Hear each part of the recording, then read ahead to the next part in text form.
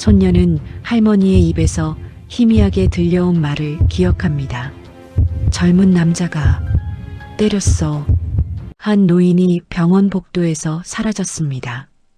오후 1시 아들이 진료실에 들어간 단 10분 사이의 일이었습니다. 6시간 뒤 그는 병원에서 6km 떨어진 낯선 도로변에서 발견되었습니다. 하지만 그의 모습은 충격 그 자체였습니다. 얼굴 전체에 깊은 상처, 부러진 손가락, 골절된 고관절, 마치 누군가에게 집요하게 폭행당한 것처럼 보였습니다. 손녀는 할머니의 입에서 희미하게 들려온 말을 기억합니다. 젊은 남자가 때렸어. 하지만 경찰의 결론은 달랐습니다. 낙상, 단순 사고. 과연 그럴까요? 6시간 동안 6km를 걸으며 치매를 앓는 80대 노인은 대체 무엇을 겪었던 걸까요? 누군가의 폭력이었을까요? 아니면 혼자서 반복적으로 넘어진 비극적 사고였을까요? CCTV는 진실의 일부를 담고 있었지만 여전히 많은 의문이 남아 있었습니다. 시간이 흘러 손녀가 다시 그날의 기록들을 뒤적이며 발견한 것은 단순한 사고도 명확한 범죄도 아닌 그 중간 어딘가에 존재하는 우리 사회의 아픈 초상이었습니다. 자, 지금부터 무슨 특별한 사연이 있었는지 지금 바로 시작해 보겠습니다. 구독과 좋아요는 저희 채널에 도움이 많이 됩니다. 은평시 중앙병원은 이 지역에서 가장 큰 종합병원이었습니다. 매일 수백 명의 환자들이 드나들고 복도는 언제나 사람들로 붐볐습니다. 박순덕 할머니는 그날도 아들 박민수와 함께 병원을 찾았습니다. 정기 검진 날이었습니다.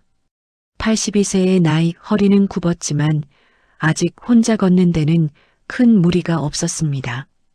다만 최근 들어 기억력이 조금씩 흐릿해지는 게 느껴졌습니다. 어머니, 여기 앉아 계세요. 제가 먼저 진료받고 나올게요. 아들은 할머니를 대기실 의자에 앉히고 진료실로 들어갔습니다. 가족 동반 진료였기에 의사는 먼저 보호자인 아들과 상담을 진행하고 있었습니다. 치매 초기 증상에 대한 앞으로의 관리 방법, 주의사항들을 설명하는 시간이었습니다. 할머니는 의자에 앉아 주변을 둘러봤습니다. 복도를 지나가는 사람들, 휠체어를 탄 노인들, 분주히 움직이는 간호사들, 모든 게 낯설지 않은 풍경이었습니다. 얼마나 시간이 흘렀을까요? 할머니는 자리에서 일어났습니다. 화장실에 가고 싶었던 걸까요? 아니면 복도가 답답해서였을까요? 정확한 이유는 아무도 모릅니다. 다만 그는 천천히 걸어 복도 끝을 향해 걸어갔습니다. 오후 1시 15분. 누군가는 그를 복도에서 봤다고 했습니다. 또 누군가는 엘리베이터 앞에서 봤다고 했습니다. 하지만 모두가 그냥 지나쳤습니다. 병원에서 노인 한 명이 걷는 모습은 너무나 평범한 풍경이었으니까요. 오후 1시 25분. 진료를 마친 아들이 대기실로 돌아왔습니다. 하지만 할머니는 보이지 않았습니다. 처음엔 화장실에 간 것으로 생각했습니다. 5분을 기다렸습니다. 10분을 기다렸습니다. 불안함이 스멀스멀 피어올랐습니다. 어머니, 어머니, 아들은 복도를 뛰어다니기 시작했습니다. 화장실, 로비, 입구, 주차장. 어디에도 할머니는 없었습니다. 오후 1시 40분. 병원 직원들이 함께 수색에 나섰습니다. 원무과에 실종 신고가 접수되었고 곧 경찰에도 연락이 갔습니다. 80대 치매 환자 실종. 긴급 상황이었습니다. 하지만 박순덕 할머니는 이미 병원을 떠난 뒤였습니다. CCTV가 포착한 마지막 모습은 오후 1시 20분 병원 정문을 나서는 뒷모습이었습니다. 할머니는 천천히 하지만 멈추지 않고 어딘가를 향해 걸어가고 있었습니다. 그렇게 6시간이 시작되었습니다. 과연 할머니는 어디로 향했던 걸까요? 오후 2시 아들 박민수는 경찰에 정식 실종 신고를 접수했습니다. 담당 경찰관은 즉시 주변 순찰차들에게 무전을 보냈습니다. 80대 여성, 키 150cm, 회색 조끼에 검은색 바지 차림. 치매 환자. 골든타임은 24시간입니다. 최대한 빨리 찾아야 합니다. 경찰의 말에 아들은 고개를 끄덕였지만 속은 타들어가고 있었습니다. 어머니는 길을 잘 잃어버렸습니다. 최근엔 집 앞 슈퍼마켓에 갔다가 돌아오는 길도 헷갈려 했습니다. 오후 3시 병원 인근 상가 주인들에게 전단지가 돌려졌습니다. 실종자 사진과 함께 연락처가 적혀 있었습니다. 몇몇 상인들은 고개를 끄덕이며 기억을 더듬었지만 확실한 목격 정보는 없었습니다. 오후 4시 딸 박지유가 달려왔습니다. 회사에서 급히 달려온 그는 아버지와 함께 주변을 수색하기 시작했습니다. 병원 주변 공원, 버스 정류장, 지하철역. 할머니가 갈 만한 곳은 모두 뒤졌습니다. 할머니가 어디 가고 싶다고 하신 적 없으세요? 없어. 요즘은 집에만 계셨는데. 대화는 불안으로 얼룩졌습니다. 오후 5시 해가 기울기 시작했습니다. 늦가을의 해는 빨리 졌습니다. 어둠이 깔리면 수색은 더욱 어려워질 터였습니다. 아들은 손에 든 휴대전화를 붙들고 계속 주변을 배회했습니다. 오후 6시 병원 인근 상가의 한 카페 주인이 전화를 걸어왔습니다. 혹시 오늘 오후에 할머니 한 분이 여기 지나가시는 걸 봤어요. 회색 조끼 입으셨던 것 같은데. 어느 방향으로 가셨나요? 북쪽으로요. 큰 도로 쪽으로 걸어가시던데. 실말이었습니다. 가족들은 즉시 그 방향으로 달려갔습니다. 하지만 북쪽으로 가는 큰 도로는 길었습니다. 어디쯤 있을지 가늠할 수 없었습니다. 오후 7시 어둠이 완전히 내려앉았습니다. 기온도 떨어지고 있었습니다. 늦가을 밤의 추위는 노인에게 위험했습니다. 경찰은 수색 범위를 넓혔습니다. 인근 파출소와 소방서에도 협조 요청이 들어갔습니다. 오후 7시 15분 한 통의 전화가 울렸습니다. 여기 양천동 큰 도로변인데요. 할머니 한 분이 쓰러져 계세요. 신고자는 퇴근길에 차를 몰고 가다가 도로변에 쓰러진 노인을 발견했다고 했습니다. 즉시 구급차가 출동했고 가족들도 그곳으로 향했습니다. 병원에서 6km 떨어진 곳이었습니다. 오후 7시 30분 구급차가 도착했고 구급대원들은 할머니의 상태를 확인했습니다. 그들의 표정이 굳었습니다. 상태가 심각합니다. 곧이어 도착한 가족들은 할머니의 모습을 보고 경악했습니다. 얼굴 전체가 피범벅이었습니다. 눈 주변은 심하게 부어올라 있었고 코에서는 피가 흘러내리고 있었습니다. 옷은 찢어져 있었고 손가락은 이상한 각도로 꺾여 있었습니다. 할머니, 할머니. 손녀가 비명처럼 부르짖었지만 할머니는 의식이 희미했습니다. 구급대원들은 신속하게 응급처치를 하고 할머니를 들것에 옮겼습니다. 이건 단순 낙상이 아닌 것 같은데요. 한 구급대원이 조심스럽게 말했습니다. 과연 할머니에게 무슨 일이 있었던 걸까요? 응급실 진료실 안은 긴장감으로 가득했습니다. 의료진은 박순덕 할머니의 상태를 정밀하게 확인하기 시작했습니다. 외상 전문의가 급히 호출되었고 엑스레이와 CT 촬영이 연이어 진행되었습니다. 안화골절이 있습니다. 눈 주변에 피가 고여 있어서 응급 배액술이 필요합니다. 좌측 고관절 골절도 확인됩니다. 손가락 2개가 골절되었고 얼굴과 팔에 다수의 타박상이 있습니다. 의사들의 진단이 이어졌습니다. 가족들은 진료실 밖에서 불안하게 기다렸습니다. 손녀 박지우는 벽에 기댄 채 눈물을 흘렸습니다. 대체 무슨 일이 있었던 거예요? 아들 박민수는 주먹을 불끈 쥐었습니다. 분노와 자책이 뒤섞인 표정이었습니다. 1시간 뒤 응급 처치가 끝났습니다. 할머니는 중환자실로 옮겨졌습니다. 의식은 여전히 흐릿했지만 생명에는 지장이 없다는 게 의료진의 판단이었습니다. 보호자분들, 잠시 면회하실 수 있습니다. 가족들이 중환자실로 들어갔습니다. 온갖 의료 장비에 둘러싸인 할머니의 모습은 처참했습니다. 얼굴은 붕대로 감겨 있었고 눈은 거의 뜨지 못할 정도로 부어올라 있었습니다. 할머니, 저예요, 지유예요. 손녀가 조심스럽게 손을 잡았습니다. 할머니의 눈꺼풀이 미세하게 떨렸습니다. 입술이 움직였습니다. 남자가 네, 할머니, 무슨 말씀이세요? 젊은 남자가 때렸어. 그 말에 방 안의 공기가 얼어붙었습니다. 아들이 급히 가까이 다가갔습니다.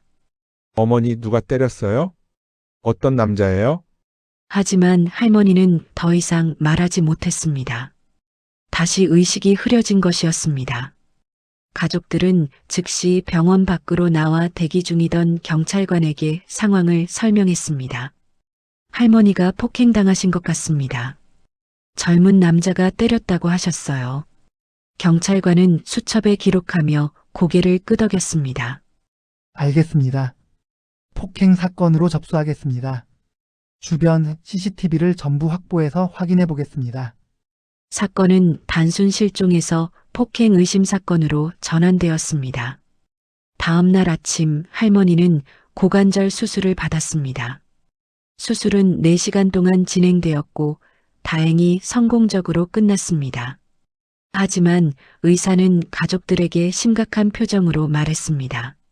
환자분의 부상이 일반적인 낙상으로 보기엔 너무 광범위합니다. 얼굴, 손, 고관절이 동시에 이렇게 심하게 다치는 건 흔치 않습니다. 그럼 폭행이 맞는 건가요? 단정할 순 없지만 외력에 의한 손상 가능성이 높아 보입니다. 손녀 박지우는 온라인 커뮤니티에 글을 올렸습니다. 할머니의 상황을 설명하고 목격자를 찾는 글이었습니다. 글은 빠르게 퍼져나갔고 많은 사람들이 분노하며 댓글을 달았습니다. 노인 폭행이라니 정말 끔찍하네요. 꼭 범인을 찾아야 합니다. CCTV 확인하면 나오지 않을까요? 경찰은 본격적인 수사에 착수했습니다. 할머니가 병원을 떠난 오후 1시 20분부터 발견된 오후 7시 15분까지 약 6시간의 동선을 추적하기 시작했습니다.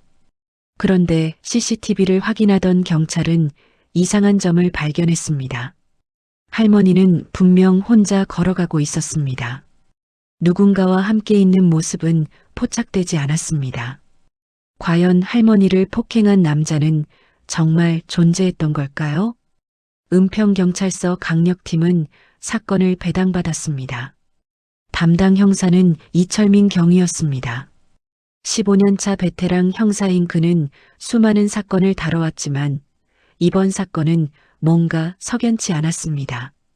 피해자가 치매 환자라는 게 문제입니다. 이철민 경위는 동료 형사에게 말했습니다. 진술의 신빙성을 확보하기가 어렵습니다. 게다가 CCTV에는 할머니 혼자만 나옵니다. 그럼 폭행이 아니라는 건가요? 단정할 순 없죠. CCTV 사각지대에서 일어났을 수도 있으니까요. 경찰은 할머니의 동선을 정밀하게 추적했습니다. 오후 1시 20분 병원 정문 CCTV. 할머니가 병원을 나서는 모습. 오후 1시 40분 병원 앞 편의점 CCTV. 할머니가 도로를 따라 북쪽으로 걸어가는 모습. 오후 2시 5분 삼거리 신호등 CCTV. 할머니가 횡단보도를 건너는 모습. 오후 2시 30분 주유소 CCTV. 할머니가 주유소 앞을 지나가는 모습. CCTV는 할머니의 행적을 조금씩 드러냈습니다. 그는 멈추지 않고 계속 걸었습니다. 목적지가 있는 것처럼 아니면 단지 걷고 싶어서 이유는 알 수 없었지만 할머니는 계속 북쪽을 향했습니다. 오후 3시 아파트 단지 입구 CCTV. 여기서 경찰은 중요한 장면을 포착했습니다. 할머니가 갑자기 비틀거리더니 넘어지는 모습이었습니다. 바닥에 쓰러진 할머니는 잠시 움직이지 않았습니다. 하지만 곧 천천히 일어났습니다. 손으로 얼굴을 만지작거리더니 다시 걷기 시작했습니다. 첫 번째 낙상입니다. 이철민 경위가 말했습니다. 하지만 이상한 점이 있었습니다. 할머니는 넘어졌지만 주변에 아무도 없었습니다. 지나가는 사람도 도와주는 사람도 없었습니다. 할머니는 혼자 일어나 다시 걸었습니다. 오후 3시 30분 근린공원 입구 CCTV. 할머니가 또다시 넘어지는 모습이 포착되었습니다. 이번에는 계단에서였습니다. 공원으로 올라가는 낮은 계단에서 할머니는 균형을 잃고 넘어졌습니다. 두 번째 낙상. 할머니는 이번에도 스스로 일어났습니다. 하지만 이전보다 더 힘들어 보였습니다. 몇 번이나 시도한 끝에 겨우 일어선 할머니는 다시 앞으로 걸어갔습니다. 오후 4시 10분 상가 건물 뒤편 CCTV. 세 번째 낙상이었습니다. 할머니는 좁은 골목길을 걷다가 또 넘어졌습니다. 이번엔 일어나는데 더 오래 걸렸습니다. 화면 속에서 할머니는 바닥에 주저앉아 한참을 움직이지 않았습니다. 경찰은 숨을 죽이고 화면을 지켜봤습니다. 할머니는 천천히, 너무나 천천히 몸을 일으켰습니다. 벽을 짚고 다리에 힘을 주고 온 힘을 다해 일어섰습니다. 그리고 다시 걸었습니다. 오후 5시 버스 정류장 인근 CCTV. 네 번째 낙상. 할머니는 정류장 벤치에 앉으려다가 중심을 잃고 옆으로 쓰러졌습니다. 오후 5시 40분 주택가 골목 CCTV. 다섯 번째 낙상. 할머니는 평평한 도로에서도 넘어졌습니다. 오후 6시 20분 대로변 버스 정류장 CCTV. 여섯 번째 낙상. 할머니는 정류장 기둥을 붙잡으려다 놓치면서 넘어졌습니다.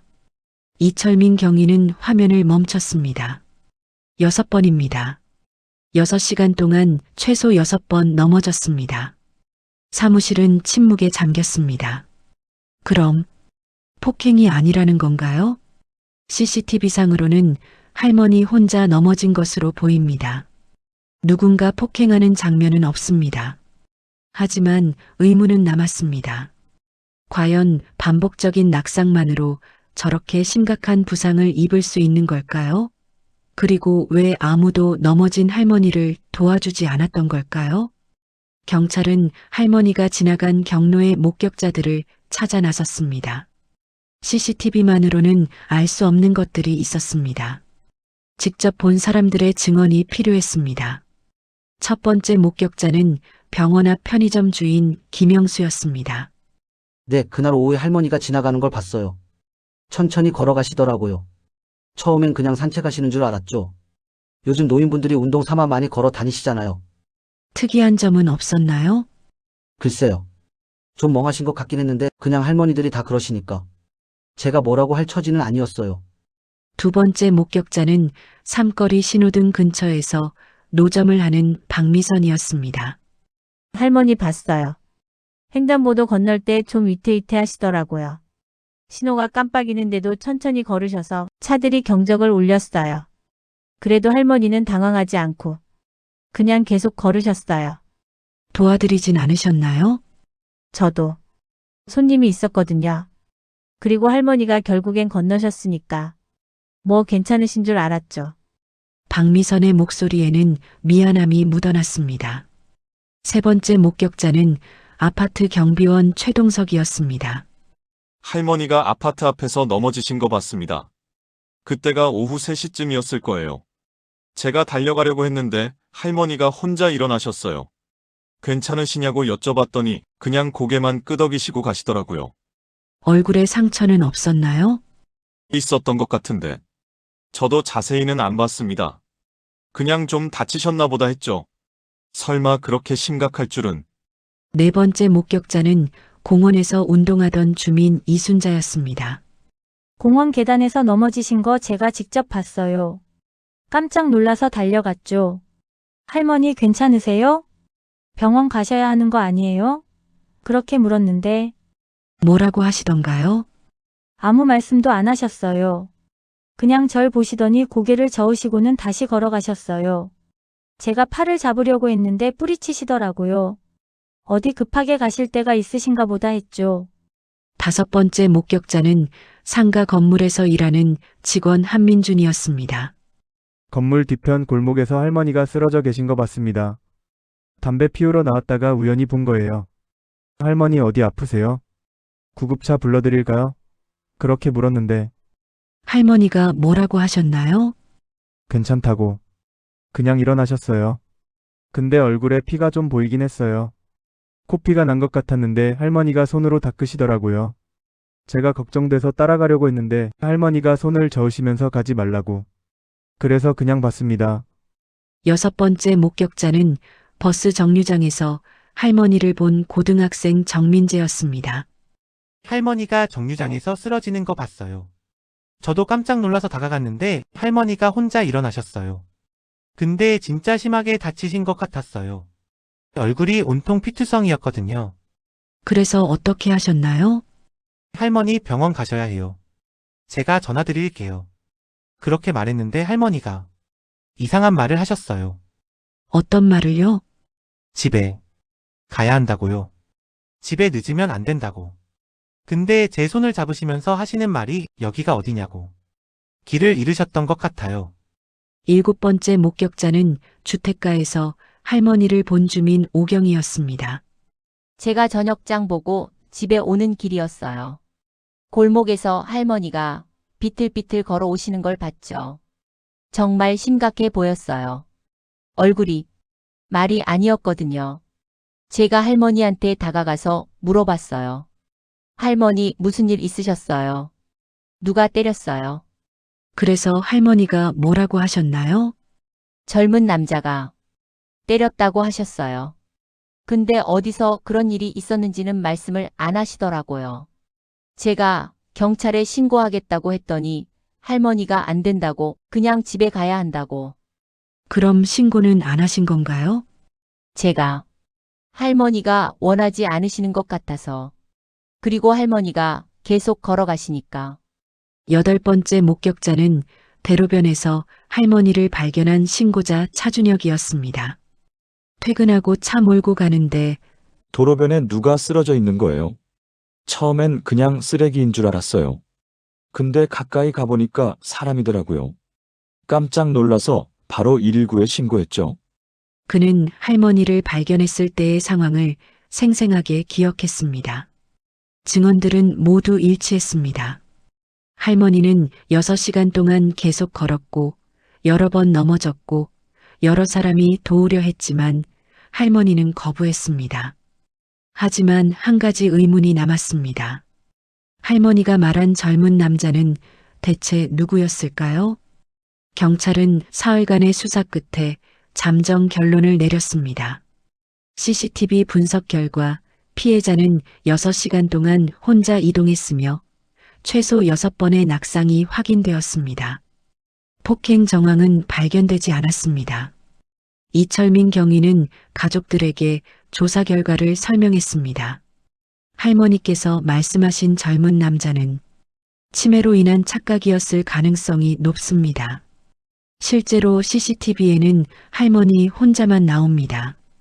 아들 박민수는 고개를 떨구었습니다. 그럼 어머니가 혼자서 계속 넘어지셨다는 건가요? 그렇습니다. 반복적인 낙상으로 인해 부상이 누적되었던 것으로 보입니다. 손녀 박지우는 받아들이기 힘들었습니다. 하지만 할머니가 분명 남자가 때렸다고. 치매 환자분들은 종종 혼란을 겪습니다. 실제로 없었던 일을 기억하시기도 하고 있었던 일을 다르게 기억하시기도 합니다. 경찰의 설명은 논리적이었습니다.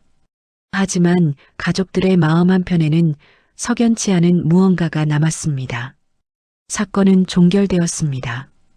폭행이 아닌 낙상 사고로 할머니는 2달간 병원에 입원했습니다. 수술은 성공적이었지만 회복은 더뎠습니다. 82세의 나이에 고관절 수술은 큰 부담이었습니다. 퇴원 후 할머니는 집에서 요양했습니다. 거동이 불편해져 휠체어를 사용했습니다. 치매 증상도 조금씩 진행되었습니다. 가끔 그날의 일을 물어보면 할머니는 혼란스러운 표정을 지었습니다. 내가 왜 거기 있었지? 무슨 일이 있었는지 기억나세요? 잘 모르겠어. 그냥 걸었던 것 같은데. 할머니의 기억 속에서 그날은 점점 흐릿해져 갔습니다. 계절이 바뀌었습니다. 겨울이 지나고 봄이 왔고 다시 여름이 왔습니다. 손녀 박지우는 회사 일로 바빠졌습니다.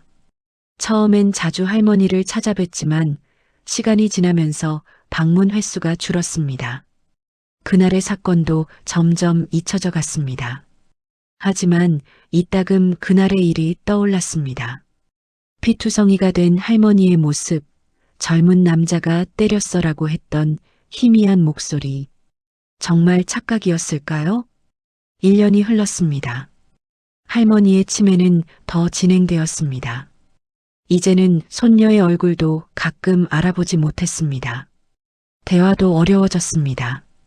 어느 날 박지우는 할머니 방을 정리하다가 서랍 깊은 곳에서 낡은 손수건 하나를 발견했습니다. 회색빛이 바랜 오래된 손수건이었습니다. 펼쳐보니 손수건 한쪽 귀퉁이에 뭔가 적혀 있었습니다. 볼펜으로 휘갈겨 쓴 것 같았습니다. 집 전화번호 020. 박지우는 가슴이 철렁했습니다. 이건 할머니의 글씨였습니다. 그리고 적혀 있는 번호는 집 전화번호였습니다. 그날 할머니는 이 손수건을 쥐고 있었던 걸까요? 박지우는 아버지에게 손수건을 보여줬습니다. 아버지, 이거 할머니가 그날 가지고 계셨던 거 아닐까요? 아들은 손수건을 받아들고 한참을 들여다봤습니다. 어머니가 집에 가려고 하셨던 거구나. 두 사람은 침묵했습니다. 할머니는 길을 잃었고 집에 가고 싶었고 그래서 계속 걸었던 것입니다. 넘어져도 다쳐도 아파도 집으로 가야 한다는 단 하나의 생각으로. 그런데 왜 아무도 할머니를 집까지 데려다 주지 않았던 걸까요? 2년이 흘렀습니다.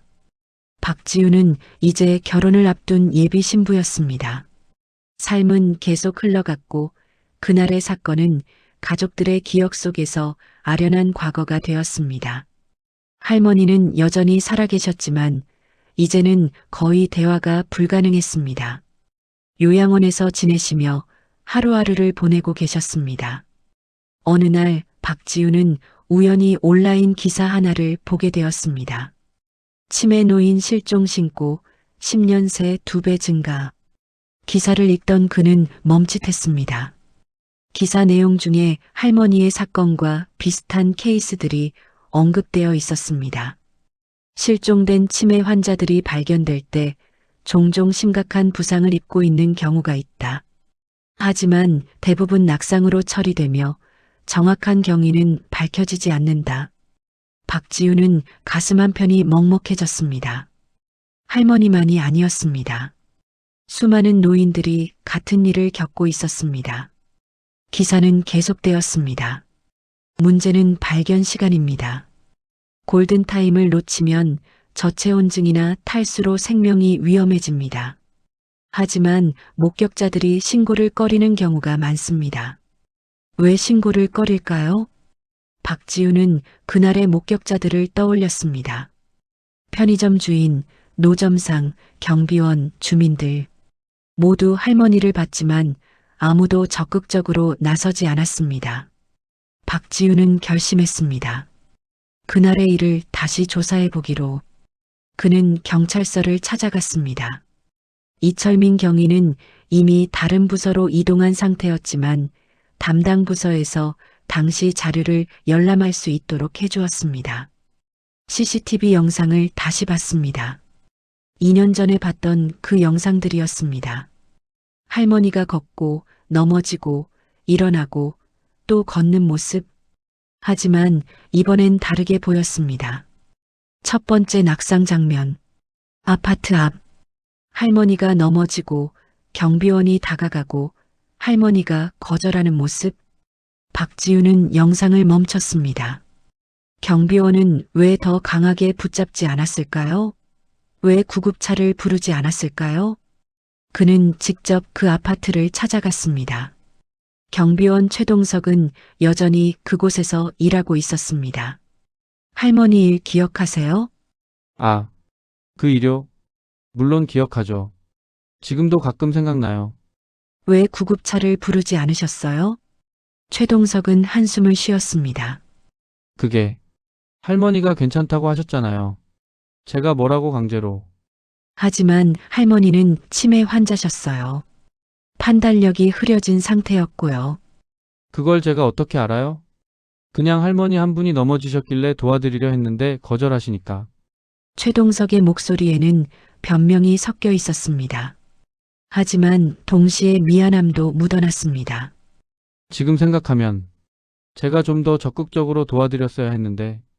근데 그땐 설마 그렇게 심각할 줄은. 박지우는 다른 목격자들도 만났습니다. 공원에서 할머니를 봤던 이순자. 할머니가 제 손을 뿌리치셨어요. 제가 더 붙잡을 수는 없었잖아요. 노인분들 자존심 상하시면 안 되니까. 버스 정류장에서 할머니를 봤던 고등학생 정민재. 저도 어른한테 함부로 할 수는 없잖아요. 할머니가 집에 가야 한다고 하시니까 그럼 집까지 모셔다 드려야 하나 싶기도 했는데 저도 학원 가야 했고. 주택가에서 할머니를 봤던 오경이. 할머니가 신고하지 말라고 하셨어요.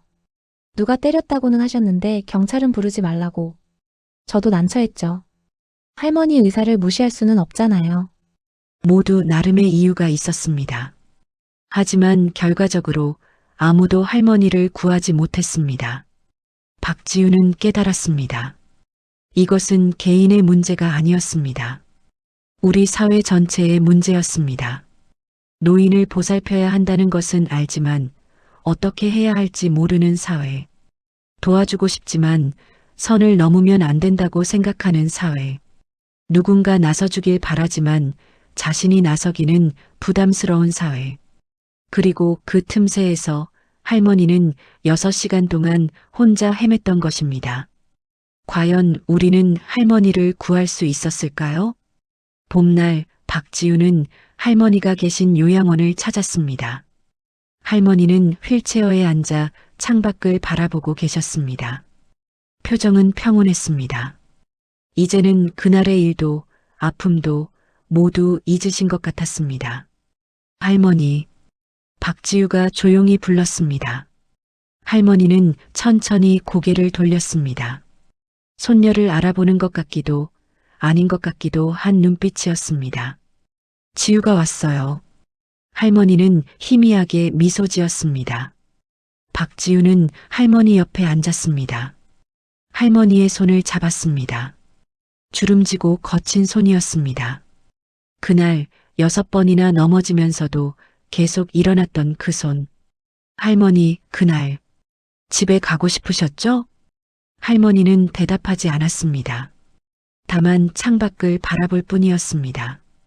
박지우는 품에서 그 낡은 손수건을 꺼냈습니다.